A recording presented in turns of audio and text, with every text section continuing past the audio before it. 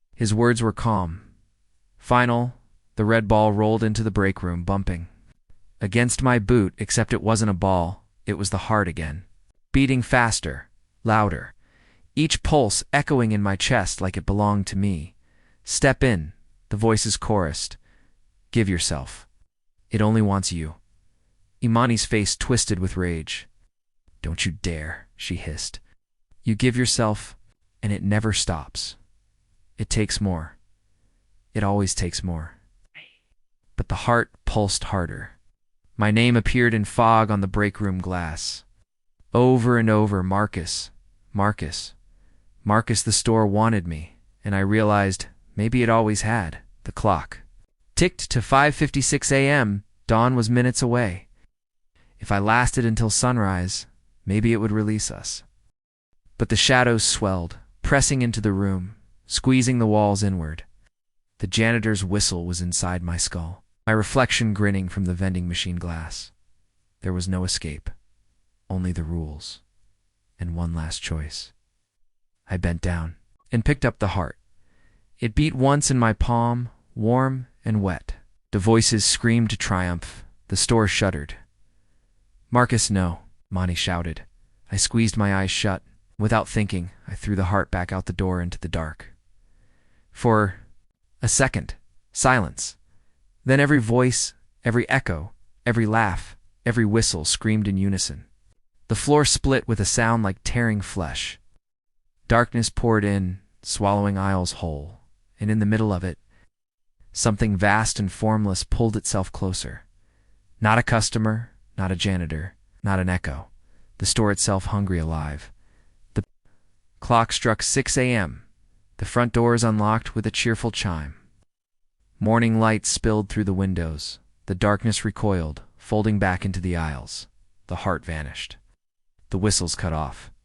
The reflections froze. It was over, or so I thought. We stumbled out into the parking lot, gasping at the dawn.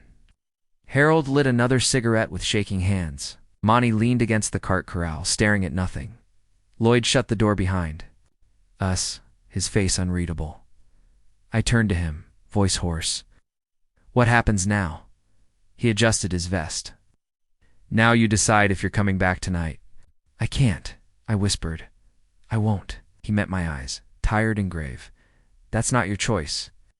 Once you've broken the rules, the store keeps you, whether you clock in or not. I looked down. In my palm, where the heart had been, was a smudge of ashdot, and beneath my skin faint, but steady. Something pulsed. Not my heartbeat, the store's.